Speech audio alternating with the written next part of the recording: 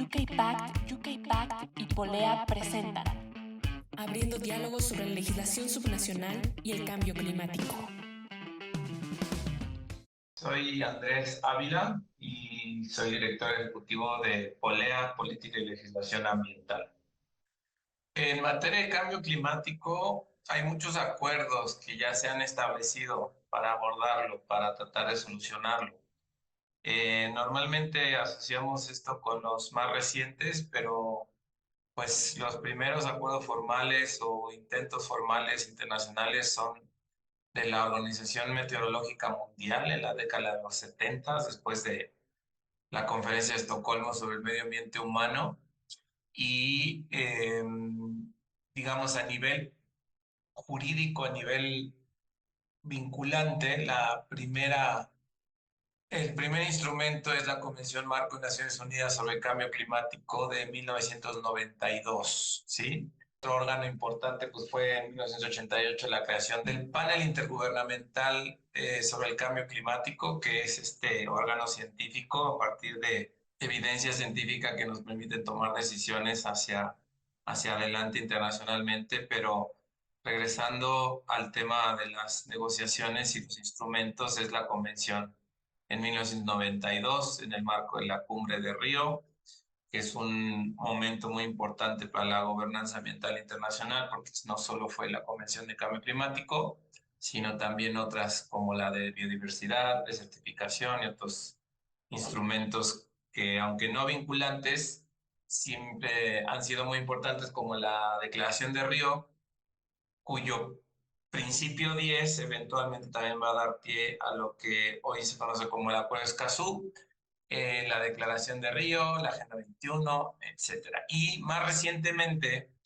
en esta suma de los acuerdos internacionales para tratar de revertir este fenómeno, tenemos en 1997 que se firma el protocolo de Kioto, pero tarda 8 años para que entre en vigor porque necesitaba no solo 55 países, sino que de esos 55 hubiera por lo menos el 55% de las emisiones emitidas por países desarrollados, anexo 1 de la Convención.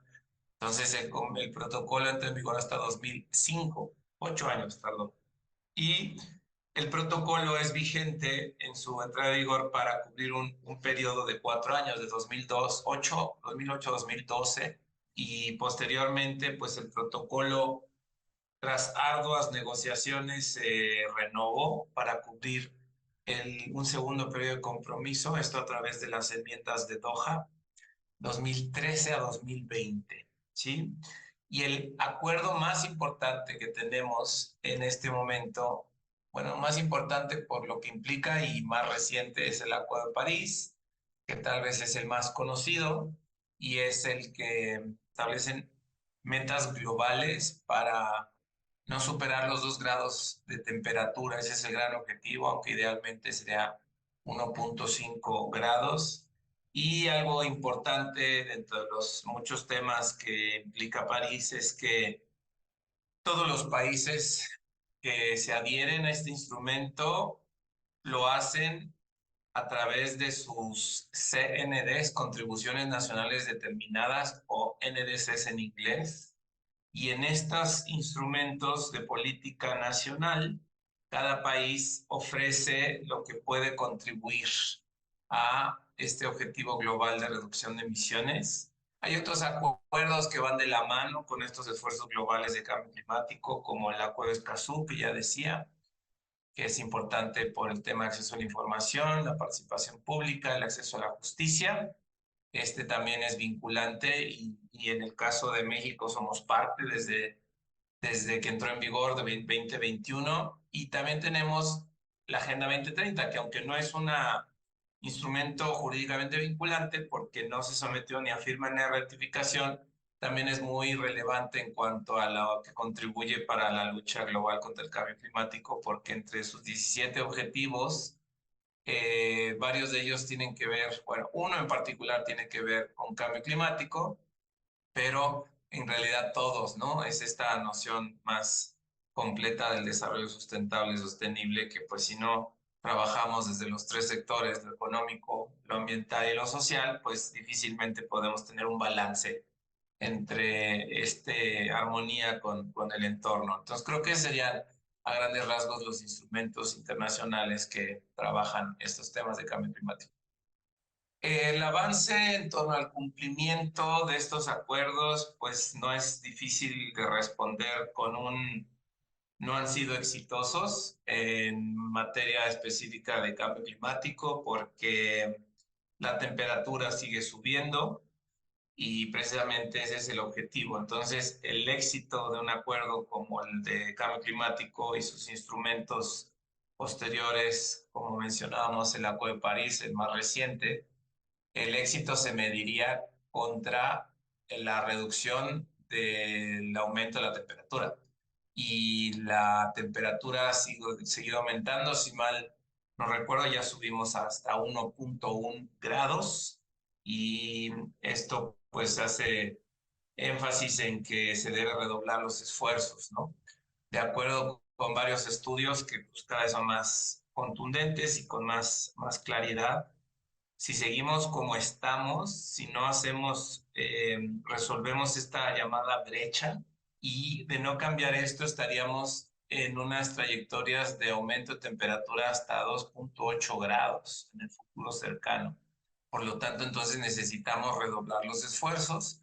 Hay muchos datos precisamente que pues hacen muy claras las consecuencias que tendrá este fenómeno de no ser atendidos. Todos los desequilibrios que vamos a tener a nivel global en cuanto a clima, en cuanto a precipitación, en cuanto a extinción de especies, en cuanto a pérdida de suelos, en cuanto a pérdida de territorios, que eso es algo gravísimo, ¿no? Tanto se habla de la importancia de cerrar esta brecha de emisiones y tomar acción ya, ¿no? Ese es el gran reto, que no lo dejemos para mañana. Pues México presentó, como todos los países que se adhirieron al Acuerdo de París en 2015, su contribución nacional determinada, su NDC, como mencionaba en inglés. De hecho, fuimos el primer país en desarrollo en presentar esta meta. Y ella ascendía a 22% nuestra reducción de emisiones de manera no condicionada. Esto es importante distinguirlo, porque no condicionada es que uno la hace sin depender de nada ni de nadie.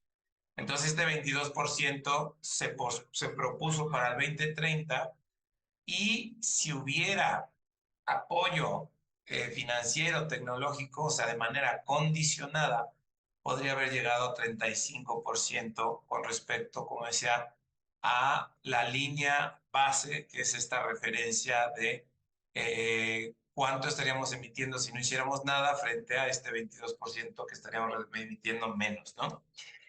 Esto fue en 2015. El Acuerdo de París invita a los países a que cada 5 años renueven sus compromisos, su NDC, y en esa lógica México tuvo la buena noticia el año pasado en la conferencia de las partes que se llevó a cabo en Egipto, subió su contribución de 22 a 35%.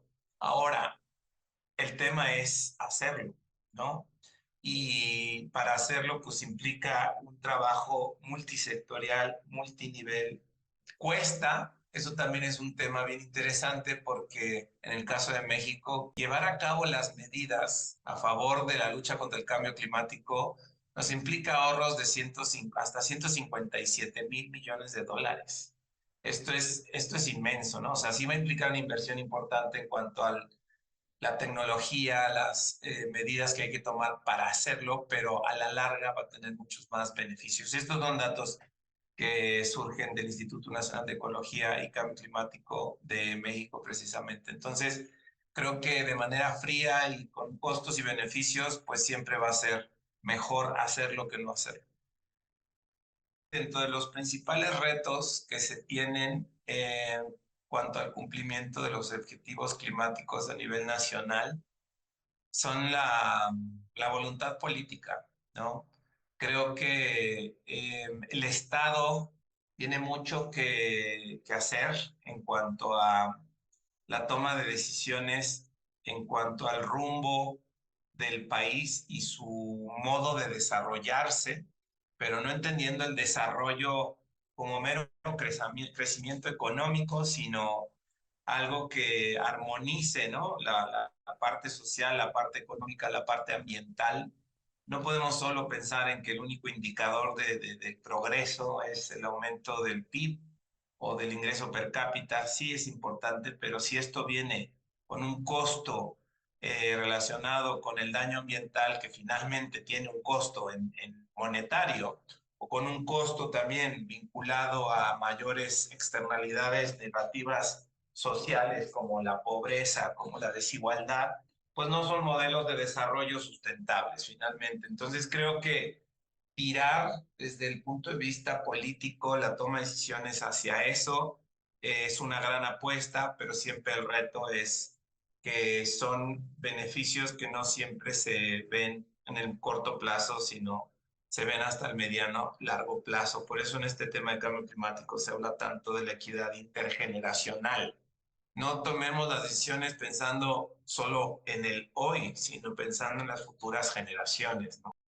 Nosotros, por ejemplo, desde nuestro trabajo en Polea, hemos tenido la oportunidad de trabajar a nivel estatal con 12 estados aproximadamente en los últimos 3 años y hemos podido contribuir con la actualización de los marcos jurídicos de cambio climático o elaboración en el caso de estados como Yucatán, Baja California Sur, que no tenían y que Yucatán ya tiene, Baja California Sur estamos en espera de que se apruebe esta ley con el énfasis en que es en los estados a nivel subnacional, que en otros países pues serán provincias, serán departamentos, en el caso nuestro son estados, el nivel subnacional es súper importante para solventar este gran desafío que es el cambio climático, porque es ahí donde se lleva a cabo las acciones. Entonces, esa es la gran importancia de la gobernanza multinivel.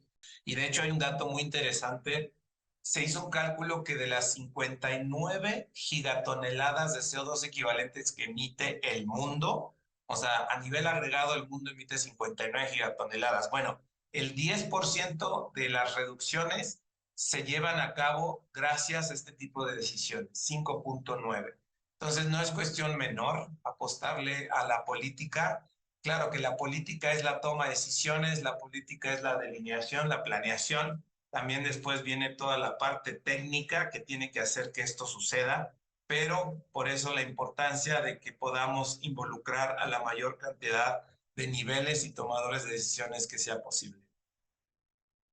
Esto de las recomendaciones y lecciones aprendidas, básicamente a través de nuestro trabajo fomentando procesos participativos. Las leyes federales, estatales, internacionales, finalmente son trabajos de construcción colectiva y nosotros hemos tratado de fomentar esto y de qué manera poder integrar la mayor participación posible, ya sea a través de entrevistas específicas bilaterales, o sea, o también tener estas encuestas en línea que nos han permitido recabar información de un público más amplio y esto nos da una legitimidad importante al trabajo. Si bien siempre faltará gente que entrevistar o gente que responda a las encuestas, dentro de nuestras posibilidades, pues tenemos nuestras limitaciones en cuanto a la cantidad de gente que podemos acercarnos, nos permite tener una idea de dónde están las mayores preocupaciones, dónde están las oportunidades, lecciones bien interesantes que nosotros, pues nuestro trabajo consiste en recopilar esta información de la mano con los tomadores de decisiones del sector, pues hacer una propuesta de ley, ¿no? Pero pues no es definitiva, nosotros simplemente hacemos esta propuesta que, insisto, se hace de manera conjunta, pero quien al final, en este caso, el Poder Legislativo, que le toca aprobar o no a estas iniciativas cuando se convierten en iniciativas, traen ya todo este respaldo.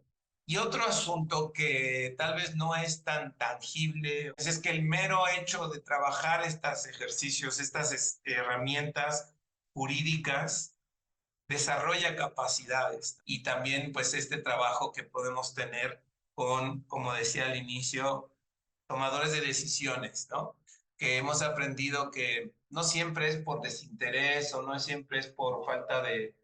No todos tienen por qué saberlo, ¿no? Pero el hecho de que nosotros podamos acercarnos y contribuir con un poco más de información a gente que toma decisiones para que tome decisiones favorables a la lucha contra el cambio climático, creo que es muy valioso. Es muy buena apuesta, ¿no? Trabajar en ese sentido no es sencillo, pero pues por eso lo tratamos de hacer de manera pues cuidadosa y de la mejor forma que sea posible. Espera nuestro siguiente episodio y síguenos en nuestras redes sociales @poleaac.